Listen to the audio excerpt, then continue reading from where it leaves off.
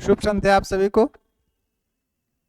सजग क्लासेस हिंदी में पुनः एक बार आप सभी का स्वागत है। हम लोग आधुनिक काल देख रहे थे और आज ये इसकी दूसरी क्लास है। आधुनिक काल हम लोग शुरू किए, आधुनिक काल का विभाजन किए, आधुनिक काल की प्रवृत्तियां देखे, उसका समय सीमा देख लिए, नामकरण फिर पुनः देख लिए और उसके बाद हम लोग भारतेंदु युग की ओर प्रस्थान किए। भारतेंदु युग में भी आप लोग को भारतेंदु युग का नामकरण, भारतेंदु युग की समय सीमा, भारतेंदु युग की प्रवृत्ति, उसके बाद भारतेंदु मंडल के रचनाकार कौन कौन थे उनको मैंने लिखवा दिया एक क्लास में। आज हम लोग भारतेंदु युग के जो प्रमुख कवि हुए, यानी भारतेंदु मंडल के जो रचनाकार हैं, उनके बारे में बात करेंगे। भारतेंदु मंडल के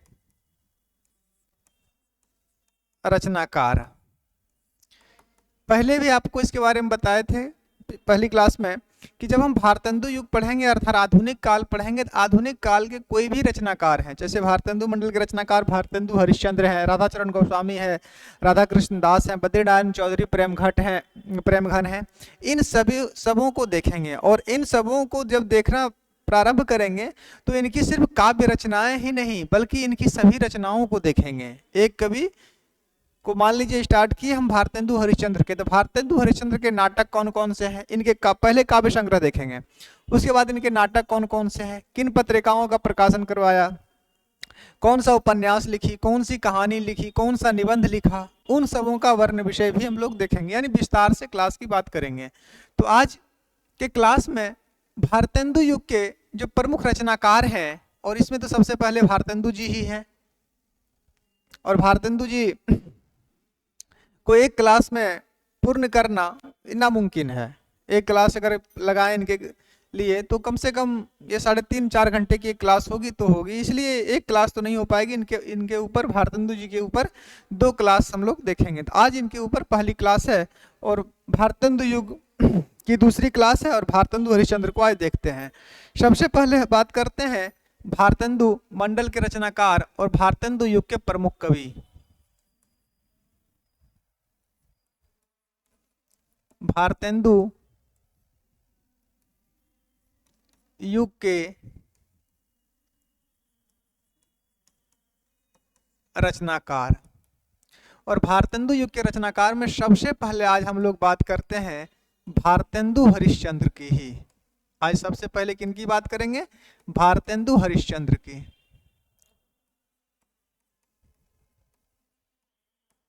सबसे पहले बात करते हैं भारतेंदु हरिश्चंद्र का। इनको देखने के पश्चात ही हम लोग अन्य कवि की ओर चलेंगे। तो भारतेंदु हरिश्चंद्र की बात करें तो इनका जन्म, सबसे पहले इनके बारे में ये सब बातें हम लोग देख लेते हैं कि इनका जन्म कहाँ हुआ। तो भारतेंदु जी का जन्म हुआ था 1850 ईस्वी में। कब हुआ? 1850 ईस्वी में। कहाँ हुआ था? तो काशी में। कहाँ जन्म हुआ? तो काशी। निधन कब हुआ इनका?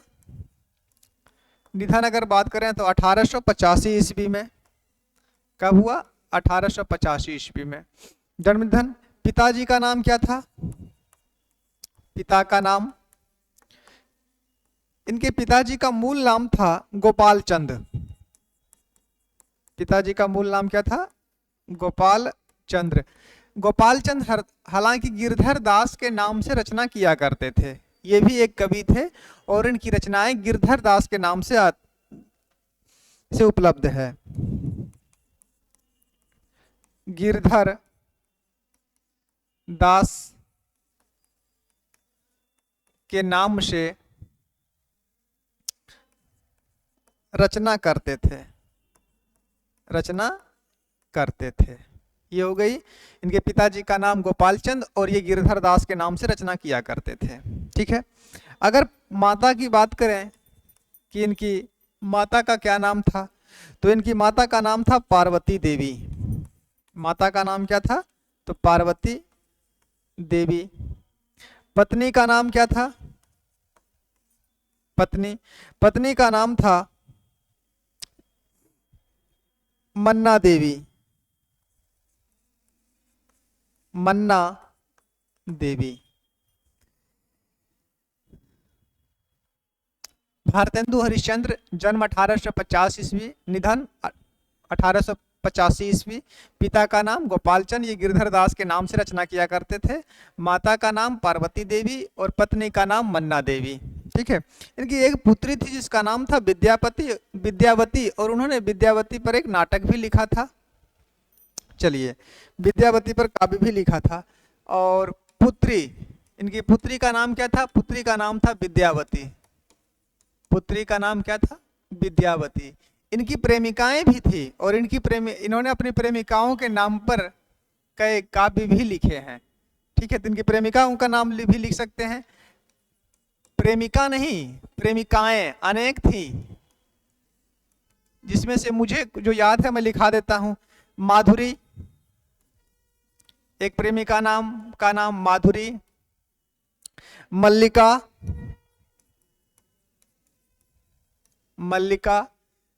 माधुरी, मल्लिका, और एक का नाम चंद्रिका। ये इनकी प्रेमिकाएं थी। ठीक है, पुत्री, पत्नी, प्रेमिकाओं के नाम तो हो गया। भारतेंदु जी कृष्ण भक्त थे और राधा वल्लभ संप्रदाय से दीक्षित भी थे। ये भी बात याद रखेंगे कि भारतेंदु हरिश्चंद्र कृष्ण भक्त थे। लिख सकते हैं, भारतेंदु जी कृष्ण भक्त थे तथा राधा वल्लभ संप्रदाय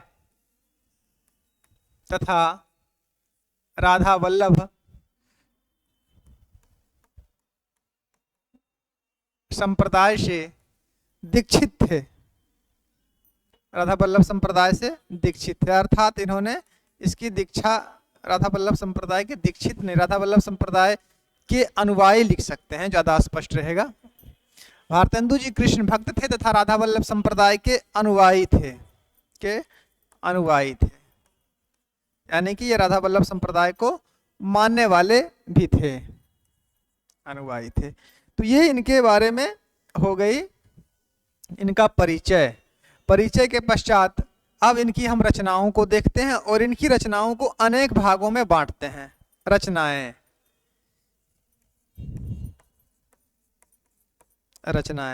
अब रचनाएं लिखने का मेरा मूल तात्पर्य यहाँ पे ये है कि रचनाओं में आपको पहले भी बताया और फिर बता देते हैं कि इनकी सिर्फ काव्य रचनाएं ही नहीं देखना है, बल्कि इनके सभी रचनाओं को देखना है। लेकिन सबसे पहले हम लोग देखेंगे इनके काव्य रचनाएं। नंबर 1 रचनाओं में लिखिए काव्य रचनाएं।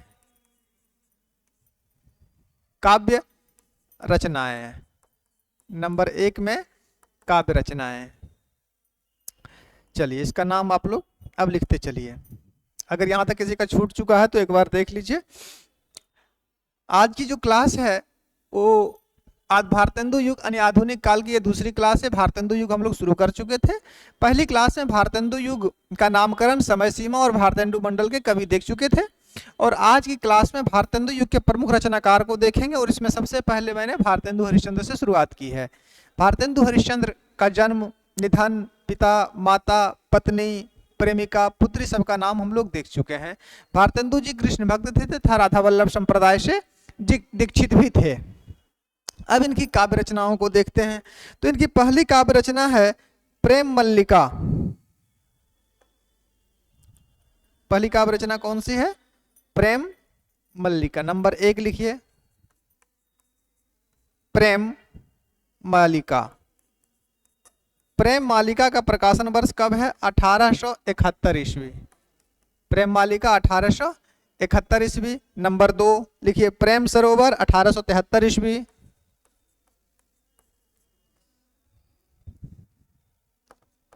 सरोवर बोलते हैं तालाब को। प्रेम सरोवर, यह 1873 ईस्वी में इसका प्रकाशन हुआ, 1873। आगे चलते हैं। नंबर 3 जैन कौतूहल।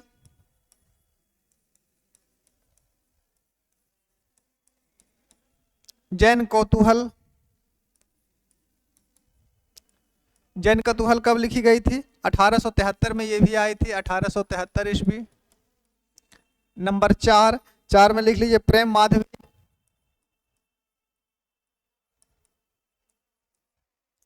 प्रेम प्रेम माधवी का प्रकाशन वर्ष 1875 ईस्वी है, 1875 ईस्वी। नंबर 6 उत्तरार्ध, सॉरी नंबर 4 5 होगा ना, नंबर 5 उत्तरार्ध भक्तमाल,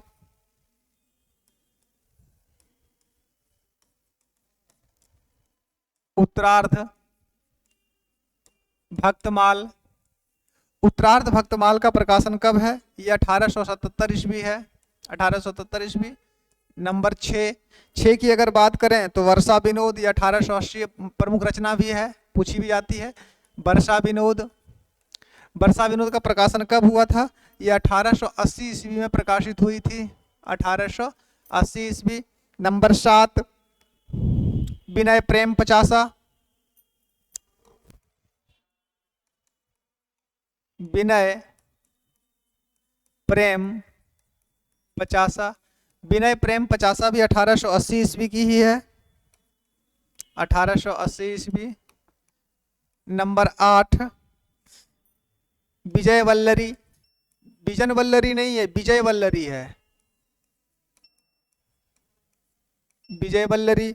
अगर विजय वल्लरी की बात करें तो ये 1881 ईस्वी की है, 1881 ईस्वी। नंबर 9 भारत भिक्षा, भारत भिक्षा। भारत भिक्षा का प्रकाशन कब हुआ था? प्रकाशन हुआ था इसका 1881 ईस्वी में। नंबर 10 जो प्रमुख है उनको लिख लीजिए, फिर लिखा देंगे आगे भी अन्य भी, लेकिन उसका प्रकाशन वर्ष याद करने की आवश्यकता नहीं है। नंबर 10 में लिख लीजिए फूलों का गुच्छा, मोस्ट रचना है ये भी, फूलों का गुच्छा। फूलों का गुच्छा का प्रकाशन वर्ष कब है? 1882 ईस्वी। नंबर 11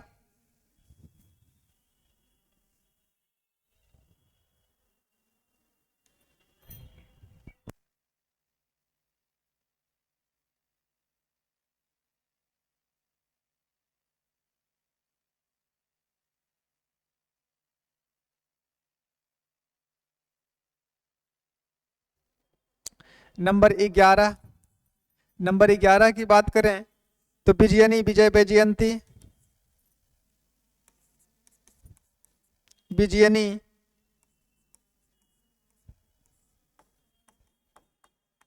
विजय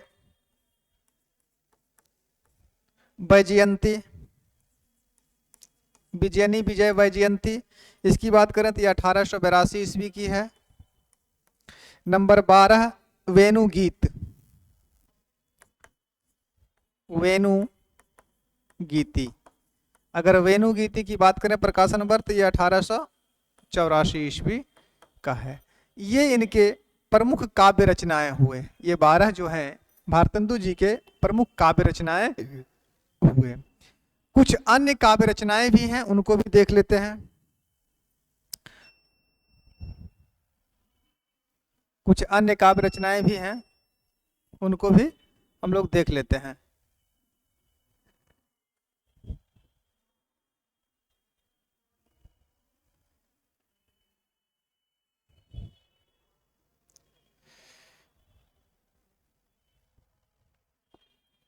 लिखिए अन्य काव्य रचनाएं,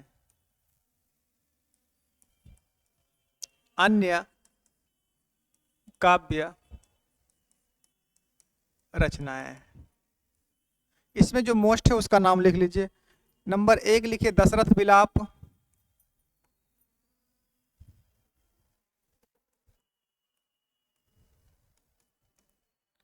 दशरथ विलाप। इस सब का क्रम नहीं पूछा जाएगा, बस नाम लिख लीजिए। दशरथ विलाप। रिपुनाष्टक, रिपुनाष्टक। नंबर 3 निवेदक पंचक, निवेदक पंचक। नंबर 4 उर्दू का स्यापा, ये स्यापा शैली में लिखित है इसीलिए इसका नाम उर्दू का स्यापा पड़ा, उर्दू का स्यापा। नंबर 5 तन्मय लीला,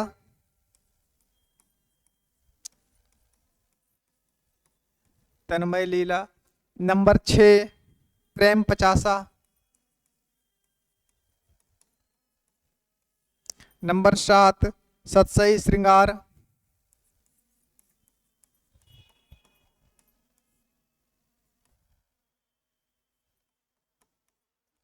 सतसई श्रृंगार। नंबर 8 भक्त सर्वस्व।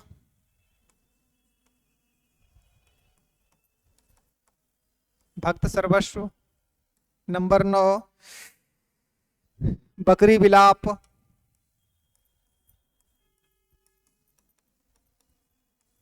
नंबर 10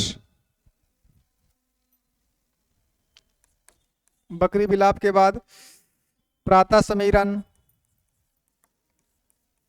सभी रचनाएं काव्य ही हैं। प्रातः समीरन, बकरी विलाप के बाद प्रातः स्मरण। आगे वैशाख महात्म्य। वैशाख महात्म्य।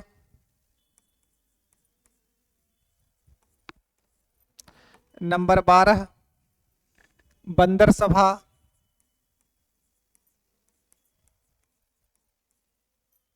नंबर 13 प्रेम तरंग।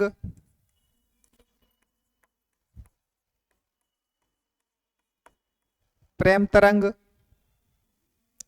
प्रेम तरंग के बाद चलिए कार्तिक स्नान। कार्तिक स्नान। नंबर 15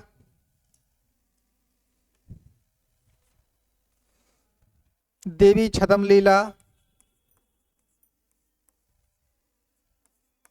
देवी छदम लीला। 15 हो गया, एक दो और लिख लीजिए। नंबर 16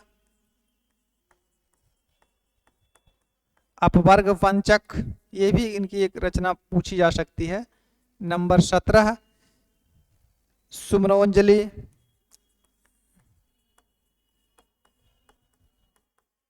सुमन धन अंजलि से बना है, सुमनो अंजलि। और एक रचना इनकी 18 में और लिख लीजिए मार्गशीर्ष महिमा। मार्गशीर्ष ऐसे कहा जाता है अगहन महीने को, मार्गशीर्ष महिमा, अगहन महीना को मार्गशीर्ष कहा जाता है। तो ये 18 इनकी अन्य काव्य रचनाएं थी, जिसमें आप लोग को हम सबका समय नहीं लिखवाए, बस वो नाम लिखवा दी किनकी, बस एक बार थोड़ा ध्यान में रहे। और ये जो इनकी मोस्ट रचनाएं थी उसका आपको हम समय के साथ इसको लिखवाए हैं। तो ये काव्य रचनाएं हो गई। तो भारतेंदु जी की प्रमुख जो काव्य रचनाएं हैं उनकी शैलियां भी जानी जा सकती, पूछी जा सकती, कौन सी रचना किस रचना में कौन सी शैली है। जैसे कि अभी आ गया था आप लोग को बंदर सभा, तो बंदर सभा किस शैली में है, तो ये पैरोडी शैली में है। ठीक है। उर्दू का स्यापा, ये स्यापा शैली में है। थोड़ा इस शैली पर भी ध्यान दीजिए क्योंकि प्रश्न पूछा जा सकते हैं। तो एक यहाँ पे लिख लिए टॉपिक, भारतेंदु की प्रमुख रचनाओं की शैली। भारतेंदु के प्रमुख रचनाओं की शैली, ज्यादा नहीं, कुछ जो मोस्ट है उसको यहाँ पे ध्यान दीजिएगा बस। जैसे एक अगर हम बात करें सबसे पहले बंदर सभा की, तो बंदर सभा किस शैली में है, तो बंदर सभा जो है ये पैरोडी शैली में है। पैरोडी शैली में है। किस शैली में है, तो ये पैरोडी शैली में है। उसके बाद एक था उर्दू का स्यापा। उर्दू का स्यापा, उर्दू का स्यापा किस शैली में है, तो ये स्यापा शैली में है। किस शैली में है, तो ये स्यापा शैली में है। इसके बाद था प्रातः समीरन।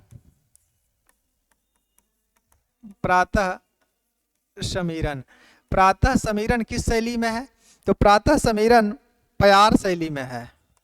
प्यार नहीं, प्यार शैली है ये। नंबर 4 में आ जाइए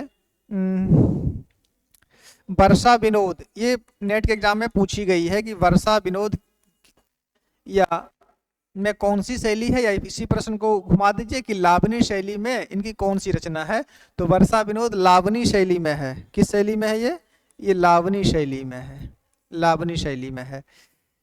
नंबर 5 की अगर बात करें तो देवी छद्म लीला, देवी छद्म लीला, देवी छद्म लीला इनका प्रबंध गीति काव्य है। कैसी रचना है ये, प्रबंध गीति काव्य है, प्रबंध गीति काव्य है देवी छद्म लीला। नंबर 6 में लिख लीजिए तन्मय लीला, तन्मय लीला, तन्मय लीला भी प्रबंध गीति काव्य ही है। एक और यहाँ पे लिख लीजिए रानी छद्म लीला, ये भी इनकी रचना है। रानी, अभी इनकी सारी रचनाएं नहीं लिखा है, बहुत सारी रचनाएं भी आएंगी इनकी। जब हम रचनाओं का विभाजन करने लगेंगे ना कि कौन सी रचना प्रेम परक है, कौन सी रचना हास्य व्यंग परक है, तो वहां पे अन्य रचनाएं भी इनकी आएगी। रानी छद्म लीला, रानी छद्म लीला, रानी छद्म लीला इनकी रचना जो है ये भी प्रबंध गीति शैली में ही है। चलिए इनके और कुछ देख लेते हैं। 6 हो गया, सॉरी 7। 8वें नंबर पर आइए।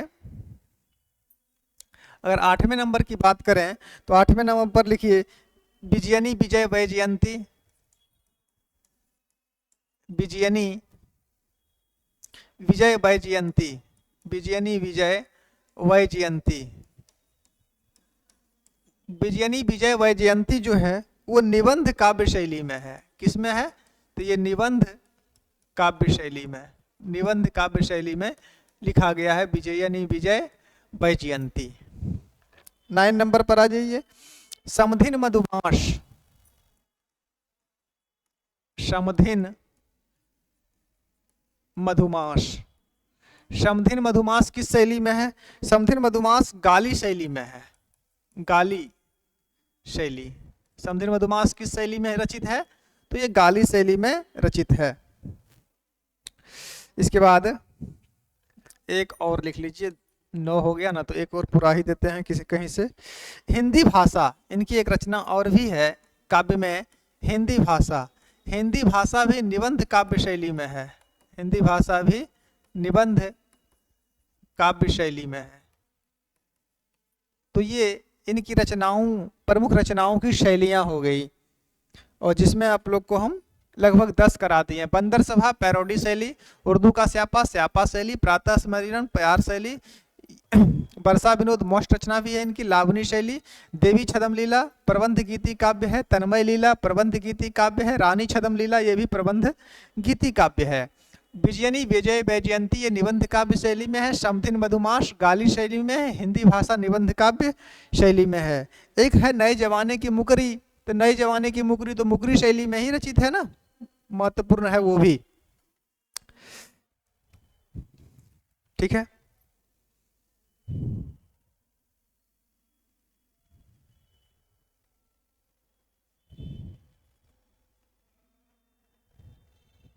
चलिए अब इनके बारे में, इनकी रचनाएं तो हो गई, अब इनके बारे में कुछ बातें हम लोग देख लेते हैं। वो लिखिए भारतेंदु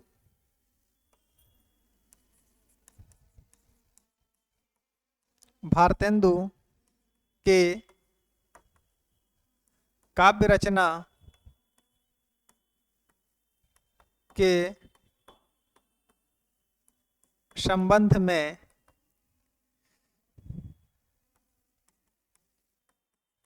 विशेष तथ्य, भारतेंदु के काव्य रचना के संबंध में विशेष तथ्य। अब इन विशेष तथ्यों में क्या है, थोड़ा इसको देख लीजिए। कुछ रचनाओं के बारे में हम लिखाएंगे। नंबर 1 की अगर बात करें, नंबर 1, तो नंबर 1 में इनकी 2 रचना लीजिए। एक है दशरथ विलाप, पहली रचना इनको लीजिए दशरथ विलाप, और फूलों का गुच्छा, ये दोनों रचना मोस्ट है। और फूलों का गुच्छा, दशरथ विलाप और फूलों का गुच्छा खड़ी बोली में रचित है। खड़ी बोली, देखिए अगर हम विशेषता लिखा रहे होंगे आधुनिक काल की, तो यो लिखाए थे कि भारतेंदु युग में गद्य की भाषा, गद्य यानी कहानी विधा की जो थी गद्य रचनाएं, उसकी भाषा तो खड़ी बोली हो गई थी, परंतु काव्य की भाषा ब्रज ही रही थी। परंतु कुछ रचनाएं भारतेंदु युग से ऐसे होने लगे थे जिनकी भाषा हो गई थी खड़ी बोली। तो वो कौन सी रचना थी जिसकी भाषा खड़ी बोली हो गई, तो वो याद रखेंगे, एक है दशरथ विलाप और एक है फूलों का गुच्छा। खड़ी बोली में रचित है। किस में रचित है, तो खड़ी बोली में रचित है। ये दोनों रचनाएं इसमें, इनकी किस में है, एक फूलों का गुच्छा और एक खड़ी बोली, ये सॉरी दशरथ विलाप और फूलों का गुच्छा किस में रचित है, तो खड़ी बोली में रचित है। शेष सभी रचनाएं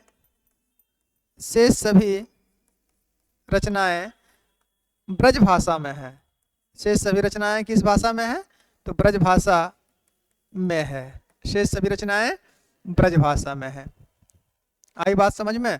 दशरथ विलाप और फूलों का गुच्छा खड़ी बोली में रचित है, बाकी इनकी सभी रचनाएं की भाषा क्या है, ब्रज है। बिजनी विजय वैजयंती में मिस्र में जो, आगे अगले पेज पर चलिए, नंबर 2, विजयनी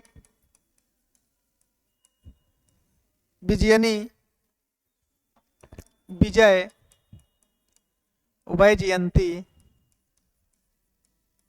विजयनी विजय वैजयंती मिस्र में भारतीय सेना,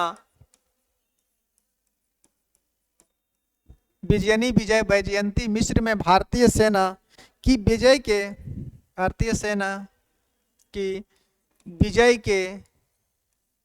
के उपलक्ष्य में लिखा गया।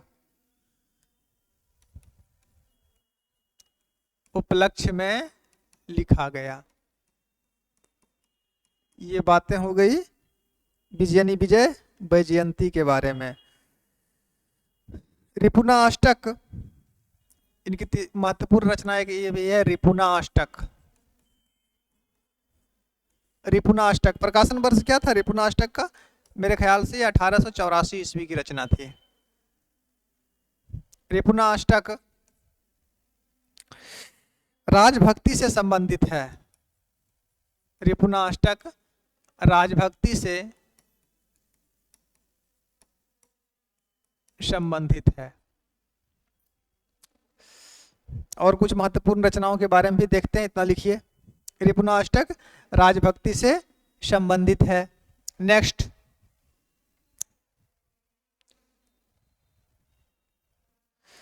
नंबर 4, देवी छदम लीला,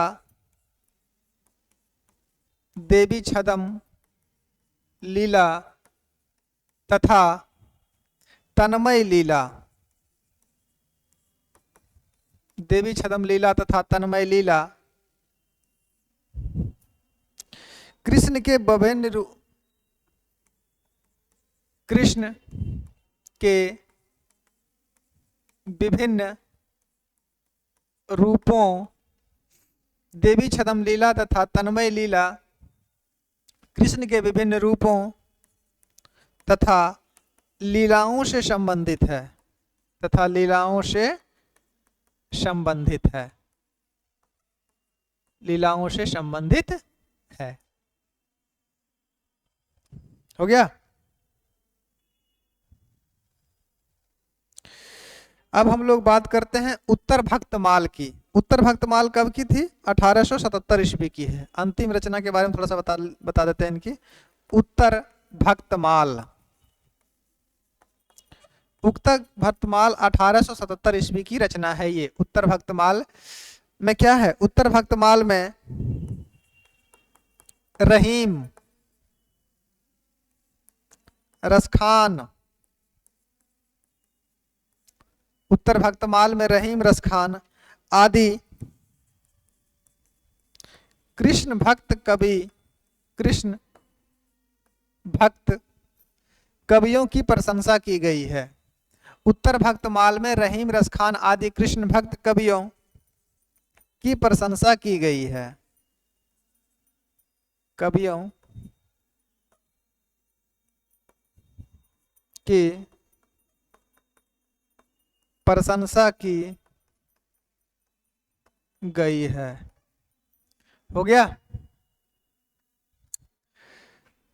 उत्तर भक्तमाल 1877 में रहीम रस खान आदि कृष्ण भक्त कवियों की प्रशंसा की गई है।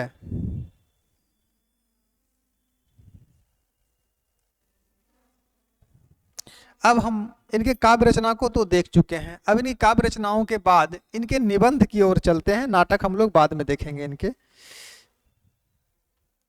आज इनके निबंध की बात करते हैं। और निबंध की बात में हम लोग निबंधों का तो इनके तो सभी रचनाओं का प्रकाशन वर्ष उपलब्ध नहीं हो पाता है, तो इनके निबंधों को हम वर्गीकृत करके पढ़ा देते हैं। वर्गीकृत करके पढ़ाने का मतलब है कि किस रचना का वर्ण विषय क्या हो है, और उस वर्ण विषय के आधार पर बता देंगे तो ये पता चल जाएगा इनकी ये सभी रचनाएं हैं। ठीक है, तो आगे चलिए, लिखिए।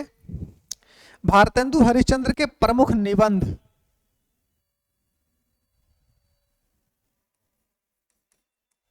भारतेंदु हरिश्चंद्र के प्रमुख निबंध। अब इनके प्रमुख निबंध को इस रूप में समझिए कि ये आसान हो जाए। इस रूप का मतलब जैसे आप लोग को हम लिखा दिए कि इनके निबंध संग्रह कौन कौन से हैं। ठीक है, प्रमुख निबंध कौन कौन से हैं और इनके निबंध संग्रह कौन कौन से हैं, पहले ये लिख लीजिए। ठीक है, पहले इनके बारे में प्रमुख निबंध, तो नंबर 1 में लिखिए निबंध संग्रह। नंबर 1 में निबंध संग्रह। इनके निबंध संग्रह ज्यादा नहीं है, निबंध ज्यादा है। निबंध संग्रह कौन कौन से हैं? नंबर 1 कश्मीर सुषमा। कश्मीर कुसुम था ना, कश्मीर कुसुम। कुसुम का मतलब फूल होता है, कश्मीर कुसुम। नंबर 2 लीलावती। लीलावती। नंबर 3 बादशाह दर्पण। बादशाह दर्पण। नंबर 4 कालचक्र। नंबर 5 सुलोचना। नंबर 6 एक और लिख लीजिए, नंबर 6 सुलोचना के बाद ये क्या नाम था जी,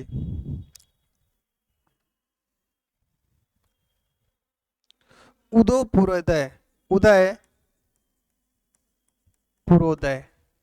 उदय पुरोदय। ये इनके 6 निबंध संग्रह हो गए। निबंध संग्रह की बात करें निबंध में, तो पहले निबंध संग्रह देख लिए।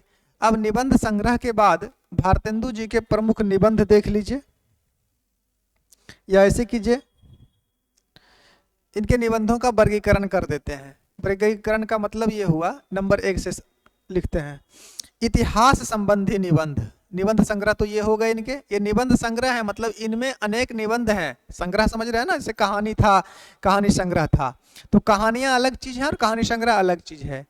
एक कहानी संग्रह में अनेक कहानियां होती हैं। ठीक है, तो उसी प्रकार ये सब निबंध संग्रह है, इनके अंतर्गत अनेक निबंध लिखे गए हैं, जिसका सटीक प्रमाण अभी तक नहीं मिला है कि किस निबंध संग्रह में कितने थे। ऐसे इनके निबंध बहुत सारे हैं और इनके काव्य भी बहुत हैं। तो यहाँ पे लिखिए भारतेंदु के निबंधों का,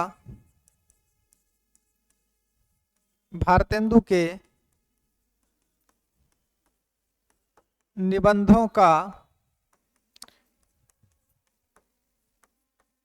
वर्गीकरण। भारतेंदु के निबंधों का वर्गीकरण। अब वर्गीकरण में हम आपको समझा देते हैं कैसे। नंबर 1 में लिखिए इतिहास संबंधी निबंध। इतिहास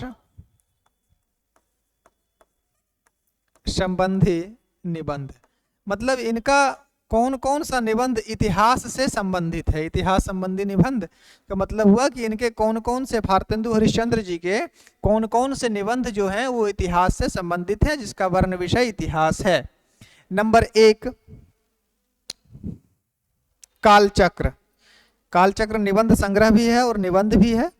तो नंबर 1 में कालचक्र, कालचक्र। नंबर 2 कश्मीर कुसुम, कश्मीर कुसुम। इसका संबंध किससे है? इतिहास से है। नंबर 3, अच्छा अगले पेज में लिखते हैं, इतना लिखिए। कालचक्र और कश्मीर कुसुम का संबंध किससे है? इतिहास, यानी कि ये इतिहास संबंधी इनके निबंध हो गए। अभी निबंध संग्रह ही चलेंगे, काफी निबंध संग्रह है, 1-2 की बात तो छोड़ दीजिए। चलिए नंबर 3, नंबर 3 की बात करें, रामायण का समय, रामायण का समय, रामायण का समय। और एक इसमें और लिख लीजिए, महाराष्ट्र देश का इतिहास,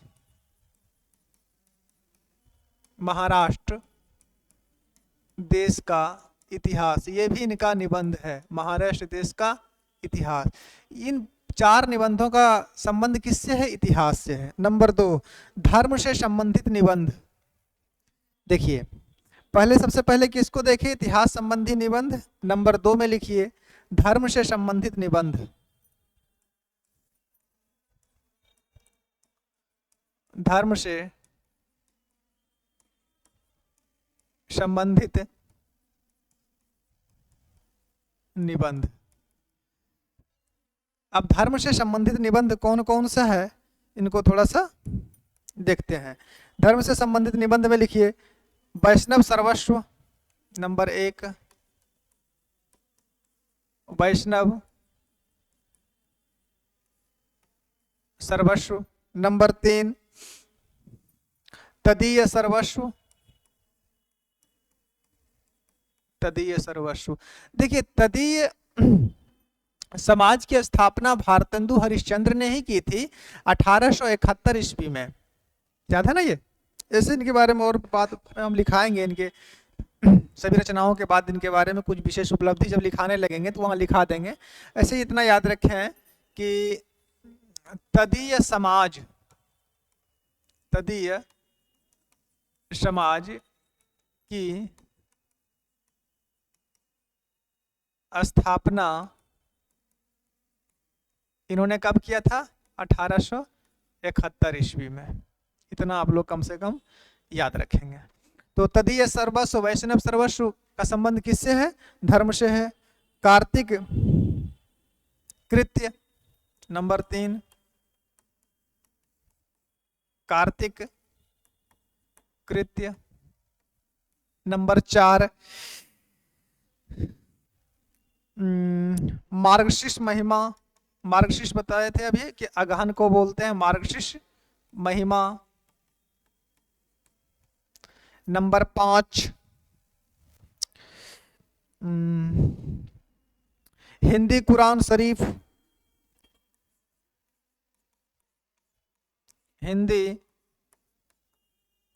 कुरान शरीफ। इस ये भी निबंध किससे संबंधित है? ये भी निबंध इनका धर्म से ही संबंधित है। नेक्स्ट माघ स्नान विधि, माघ स्नान विधि। नंबर 7, अगर नंबर 7 की बात करें तो एक और लिख लीजिए यीशु ख्रिस्ट, यीशु ख्रिस्ट व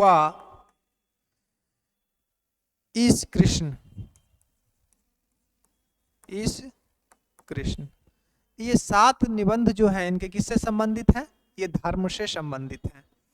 चलिए पुरातत्व संबंधी निबंध नंबर 3 में लिखिए।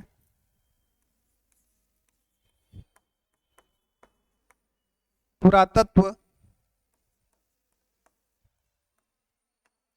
संबंधी निबंध, इसमें भी कुछ नाम नाम लिखिए। नंबर 1 सारनाथ, सारनाथ भी इन्हीं का निबंध है, पूछा भी गया है। नंबर 2 काशी मणिकर्णिका, काशी मणिकर्णिका, मणिकर्णिका घाट है ना, काशी मणिकर्णिका, मणिकर्णिका कान के कुंडल को बोलते हैं, Kashi Manikarnika. Number 3 Indian museum, Indian museum, Indian museum. Number 4 Ashok की चार दीवारी, अशोक की चार दीवारी।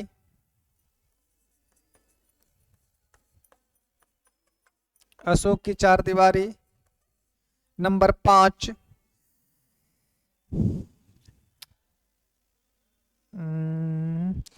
कन्नौज के राजा का दान पत्र, कन्नौज के राजा का दान पत्र। ये निबंध किससे संबंधित है?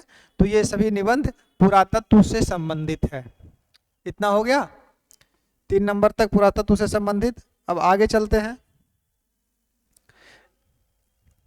जीवन चरित्र से संबंधित निबंध इनके कौन कौन से हैं इसको देख लीजिए।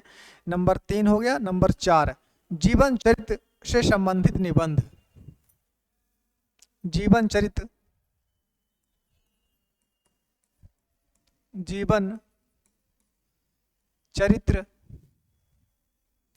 चरित्र नहीं होगा चरित्र, जीवन चरित्र से संबंधित निबंध। जीवन चरित्र से संबंधित निबंध कौन कौन से हैं? अगर जीवन चरित्र से संबंधित निबंध की बात करें कि कौन कौन से, तो बहुत सारे हैं, प्रमुख लिख लीजिए। नंबर 1 में कालिदास, कालिदास नाम से भी इन्होंने निबंध लिखा। नंबर 2 में जयदेव पर भी निबंध लिखा, तो जयदेव। नंबर 3 में वल्लभाचार्य, वल्लभाचार्य पर निबंध लिखा। नंबर 4 शंकराचार्य पर निबंध लिखा,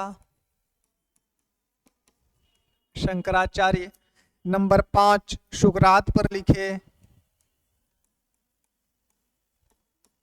सुकरात। नंबर 6 लॉर्ड म्यो पर लिखा, लॉर्ड म्यो, लॉर्ड म्यो नाम था, लॉर्ड म्यो पर लिखा।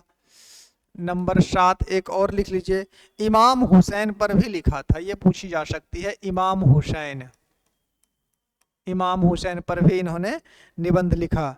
नेपोलियन सेकंड पर भी निबंध लिखा था, ये भी लिख लीजिए। Number 8 Napoleon second, Napoleon second पर भी इन्होंने निबंध लिखा था। किसने? भारतेंदु हरिश्चंद्र ने। और ये इनके निबंध किससे संबंधित हुए? तो ये इनके निबंध संबंधित हुए जीवन चरित्र से संबंधित निबंध। नेक्स्ट आइए, हास्य व्यंग संबंधी निबंध नंबर 5, ज्यादा नहीं है, थोड़े से और हैं। हास्य व्यंग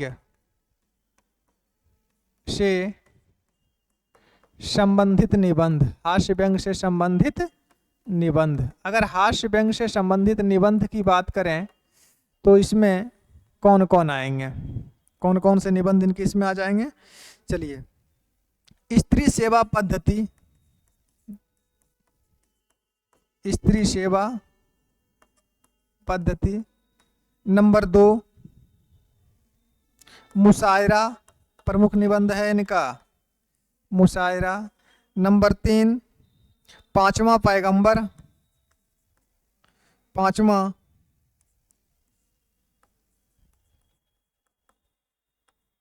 पैगंबर। नंबर 4 लेवी प्राण लेवी, लेवी प्राण लेवी।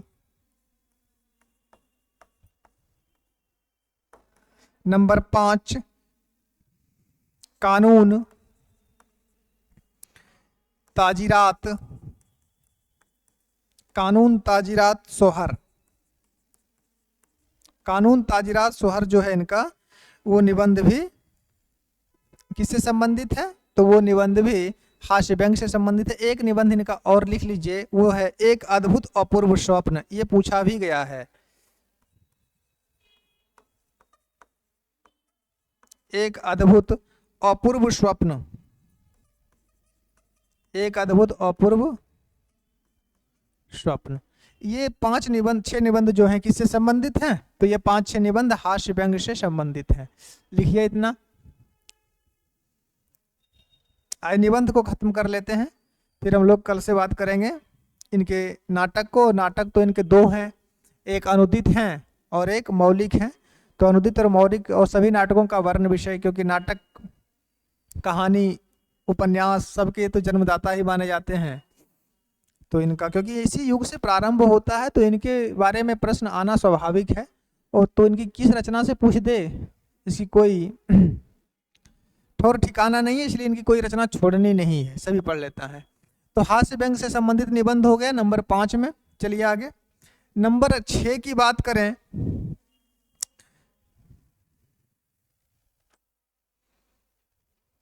नंबर 6 में लिख लीजिए साहित्य और संस्कृति से संबंधित निबंध।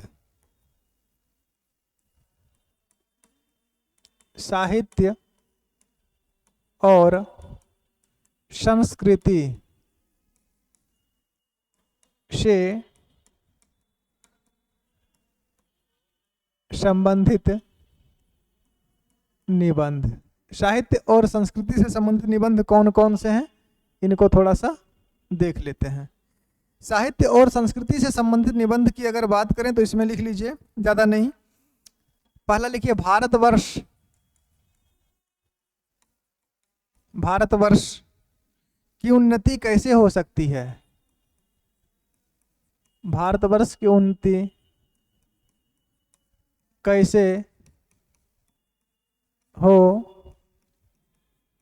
सकती है? नंबर 2 हिंदी भाषा। हिंदी भाषा इनका निबंध है।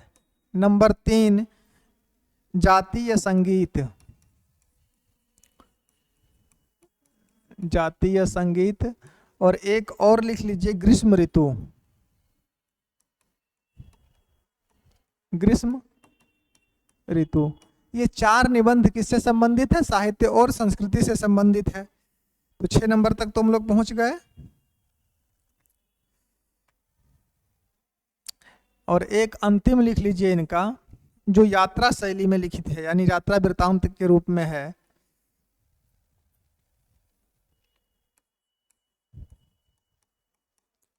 यात्रा शैली में रचित निबंध। यात्रा शैली में रचित निबंध कौन कौन से हैं उनको देखिए। अगर यात्रा शैली में रचित निबंध की बात करें तो ज़्यादा नहीं लिख लीजिए, इसमें लिख लीजिए हरिद्वार की यात्रा। हरिद्वार की यात्रा। नंबर 2 लखनऊ की यात्रा। लखनऊ की यात्रा। नंबर 3 जनकपुर की यात्रा।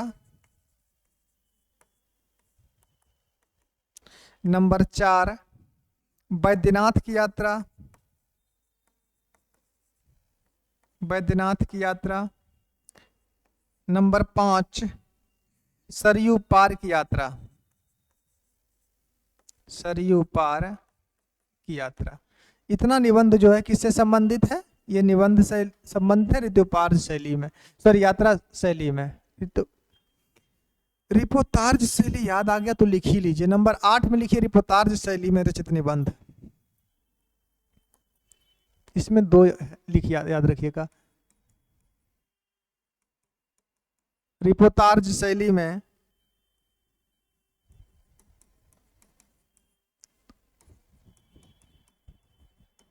रचित निबंध,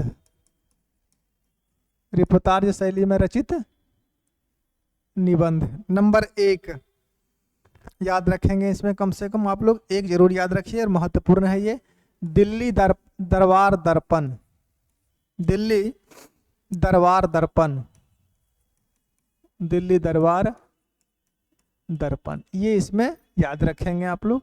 तो इनके साथ ही इनका निबंध भी समाप्त हुआ, है ना। नंबरिंग कहीं मिस तो नहीं हुई है ना। इनके लगभग सभी निबंध आप लोग को हम लिखा दिए हैं, एक दो ने बहुत ज्यादा लिखा दिए हैं, है ना। यहां से शुरू किए थे। भारतेंदु हरिश्चंद्र के प्रमुख निबंध, और निबंध में निबंध संग्रह कितने थे, ये 6 थे। उसके बाद भारतेंदु के निबंधों का वर्गीकरण करके पढ़ा दिया आप लोग कि भारतेंदु के जो निबंध हैं वो किससे संबंधित हैं। तो इतिहास से संबंधित निबंध कौन कौन सा है, कालचक्र, कश्मीर कुसुम, रामायण का समय और महाराष्ट्र देश का इतिहास। धर्म से संबंधित निबंध वैष्णव सर्वस्व, तदीय सर्वस्व, कार्तिक कृत्य, मार्गशीर्ष महिमा, हिंदी कुरान शरीफ, माघ स्नान विधि और यीशु ख्रिस्ट व इस कृष्ण। पुरातत्व संबंधित निबंध कौन है, सारनाथ, काशी मणिकर्णिका, इंडियन म्यूजियम, अशोक की 4 दीवारी, कन्नौज के राजा का दानपत्र। जीवन चरित्र से संबंधित निबंध कौन कौन सा है, कालिदास, जयदेव, वल्लभाचार्य, शंकराचार्य, शुक्राचार्य, लॉर्ड मेयो, इमाम हुसैन और नेपोलियन द्वितीय। हास्य व्यंग से संबंधित निबंध कौन कौन सा है, स्त्री सेवा पद्धति, मुशायरा, 5वां पैगंबर, लेवी प्राण लेवी, कानून, ताजिरात, सौहर, एक अद्भुत अपूर्व स्वप्न। साहित्य और संस्कृति से संबंधित निबंध कौन कौन सी, भारत की उन्नति कैसे हो सकती है, हिंदी भाषा, जातीय संगीत और ग्रीष्म ऋतु, यात्रा शैली में रचित निबंध, हरिद्वार की यात्रा, लखनऊ की यात्रा, जनकपुर, बैद्यनाथ, सरयू पार की यात्रा। उसके पश्चात पहुंचे हम रिपोर्टाज शैली में। तो रिपोर्टाज शैली में इनका एक ही निबंध लिखित था, दिल्ली दरबार दर्पण। तो इनके साथ ही इनका निबंध भी समाप्त हुआ। अर्थात आज भारतेंदु जी के बारे में हम लोग 2 चीजें देख लिए। कौन कौन, एक तो इनके काव्य देख लिए हैं, और आज इनके एक तो आज सबसे पहले क्या देख लिए, भारतेंदु जी के काव्य देख लिए, भारतेंदु के काव्य रचना देख लिए हैं, काव्य रचना, और एक आज निबंध देख लिए। तो अगले क्लास में ही हम इनके नाटक की बात करेंगे। अगले क्लास से हम लोग नाटक की बात करेंगे। और नाटक इनके 2 प्रकार के हुए थे, अनुदित और मौलिक। उसके बाद इन्होंने जिस पत्रिका का संपादन किया, उसके बाद इनके बारे में अन्य इन्होंने जो सभाएं या संस्थाएं स्थापित की है उनके बारे में, और फिर इनके विशेष तथ्य को देख के फिर अगली कवि की ओर हम लोग प्रस्थान करेंगे। तो आज इनके बारे में इतना ही रहने देते हैं। कुछ महत्वपूर्ण बातें, क्लास को देखिए, पसंद आता है तो इसको देख के लिखिए, इसका फ़ायदा उठाइए, ठीक है। और इसको जो क्लासेस आप लोग को यूट्यूब पर मिल रही हैं उनका फ़ायदा उठाइए, उनको और शेयर कीजिए कि और लोगों को भी फ़ायदा हो सके, क्योंकि ये चीज़ें आप लोगों के लिए बिल्कुल फ्री है। अभी बिल्कुल फ्री चल रही है सभी चीज़ों की क्लास, चाहे वो व्याकरण की हो, आदिकाल की हो, आधुनिक काल की हो, उपन्यास की हो, या फिर निबंध की क्लास हो। जो क्लासेस चल रही है वो बिल्कुल अभी फ्री चल रही हैं, ठीक है। कुछ दिन में व्याकरण की कुछ और चैप्टर हम का शुभारंभ करेंगे, कुछ समय रुक जाइए 1-2 दिन। उसके बाद कुछ महत्वपूर्ण चैप्टर और जो सभी परीक्षाओं के लिए उपयोगी होता है उसको देख लेंगे। तो आज के लिए इतना ही। सबों को गुड नाइट, आराम कीजिए आप लोग भी। ठंडी का मौसम है, थोड़ा बच के रहें, खुद भी बच के रहें और परिवार के लोगों का भी ध्यान रखें। चलिए, शुभ रात्रि सभी को।